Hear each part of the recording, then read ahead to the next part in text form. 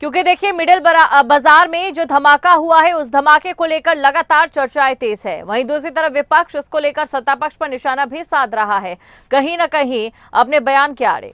वहीं शिमला ब्लास्ट में घटनास्थल से एनएसजी ने साक्ष्य भी जुटा लिए हैं। जांच के दौरान इलाके को पूरी तरह से यहां पर सील कर दिया गया था। कल पूरा दिन यहां पर एनएसजी जांच करती रही।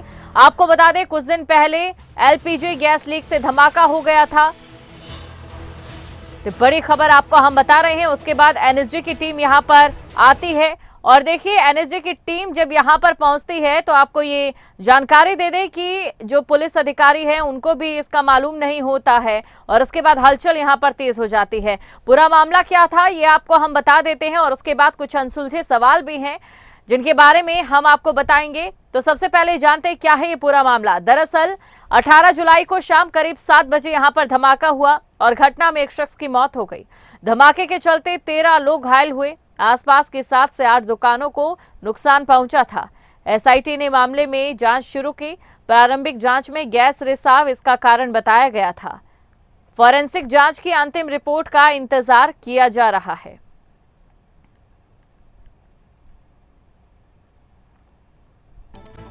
और चलिए अब इसी के साथ ये भी जान लेते हैं कि आखिरकार शिमला का ये जो ब्लास्ट है ये क्यों सवालों के घेरे में है, क्योंकि यहाँ एनएसजी तक की भी एंट्री हो जाती है। उसकी वजह क्या है, तो चलिए ये भी हम आपको बताते हैं कि आखिरकार इसके पीछे क्या कुछ वजह है जिसकी वजह से ये सवालों के घेरे में है।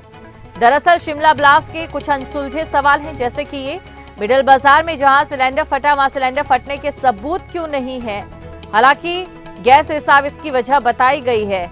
गैस रिसाव का प्रभाव जाखू तक क्यों गया, ये भी एक यहाँ पर बड़ी वजह है। हिमाचल रसोई रेस्टोरेंट मेंटेनेंस के नाम पर अचानक 3 दिन तक बंद क्यों था, तो ये कुछ अहम सवाल हैं जिनको लेकर एनएसजी यहां पर जांच में जुटी है। और इसी खबर पर शिमला से ब्यूरो प्रदीप हमारे साथ बने हुए हैं। प्रदीप, देखिए जिस तरीके से पहले पुलिस के बयान थे कि सिलेंडर फटता है, उसके बाद प्रेस कॉन्फ्रेंस की जाती है, गैस रिसाव बताया जाता है और उसके बाद एनएसजी यहां पर आती है। कई सवाल हैं जो यहां पर उठ खड़े हो रहे हैं। ऐसे में ये पूरा का पूरा जो धमाका है, पूरा का पूरा जो सीन या सिनेरियो है, बड़े सवालों के घेरे में है।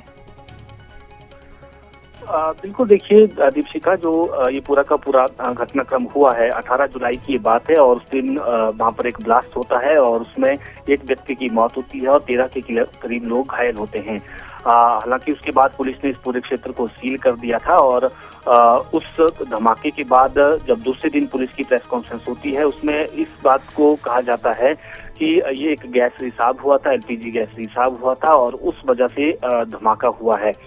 लेकिन लोगों का कहना यही था, जो आसपास के लोग थे, दुकानदार भी थे, कि इसके पीछे कोई और वजह हो सकती है, क्योंकि इतना बड़ा धमाका एक गैस रिसाव के ब्लास्ट से नहीं हो सकता है। और इसकी आवाजें झाकू तक सुनाई देती हैं, लोअर बस स्टैंड तक, ओल्ड बस स्टैंड तक सुनाई देती हैं और दूर दूर तक लोगों को पता चलता है कि कहीं धमाका हुआ है। तो कहीं ना कहीं लोगों को शक, संदेह हो गया था और उस संदेह को मिटाने के लिए हिमाचल पुलिस ने भी जो केंद्रीय गृह मंत्रालय है उसको एक पत्र भी लिखा था और उसके बाद ये एनएसजी की टीम यहाँ पर शिमला पहुंची है। पिछले कल पूरा दिन इन्होंने यहाँ पर इन्वेस्टिगेशन की है, साक्ष्य यहाँ पर जुटाए हैं और इसमें जो एनएसजी का ही जो नेशनल बॉम्ब डाटा सेंटर है वहाँ से ये 16 सदस्यीय टीम थी, जिसमें 14 पुलिसमैन थे और 2 इसमें जो उनके अधिकारी रैंक के जो लोग थे।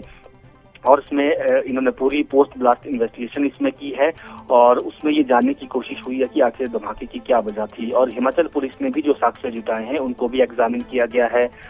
इस जो ये टीम आई थी, इसके टीम के कुछ सदस्यों ने जो यहाँ पर घायल हुए हैं उनकी भी इसमें बयान लिए हैं, उनसे बातचीत की है कि उन्होंने उस वक्त क्या फील किया, क्या चीजें उनको लगी। तो ये पूरी उसमें इसमें जांच हुई है। लेकिन एक जो टेरर एंगल, जो आतंकी एंगल जो है, लोग भी यहाँ पर चर्चा कर रहे हैं और इस तरह के संदेह जो है। बिल्कुल प्रदीप, क्या हिमाचल रसोई जो रेस्टोरेंट था जहाँ ये धमाका हुआ है, क्या वो भी, उसकी भूमिका भी यहाँ शक के घेरे में आते दिखाई दे रही है? क्योंकि बताया ये जा रहा है, लोगों का दावा ये है कि वो 3 दिन मेंटेनेंस के नाम पर अचानक बंद हो जाती है।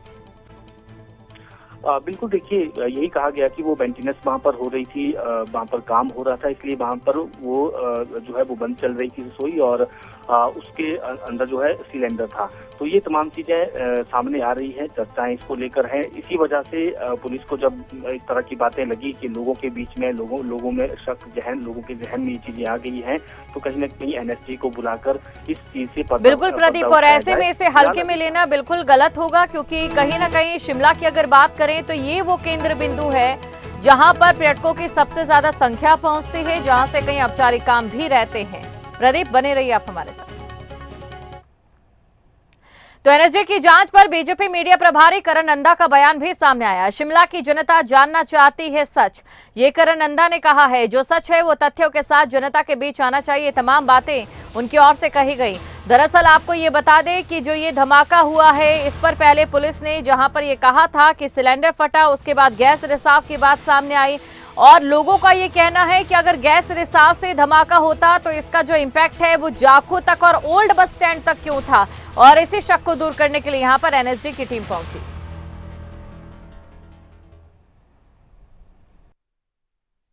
हिमाचल प्रदेश में शिमला शहर की जनता एक लगातार मांग कर रही है कि जो ये धमाका हुआ था, जिसने शिमला शहर को एक भूकंप के झटकों की तरह हिला दिया था, उसकी उचित जांच की जाए। आज हमें लगता है कि एनएसजी के आने से जो है ये जांच उचित रूप से होगी और जनता के बीच जो सच है वो तथ्यों के साथ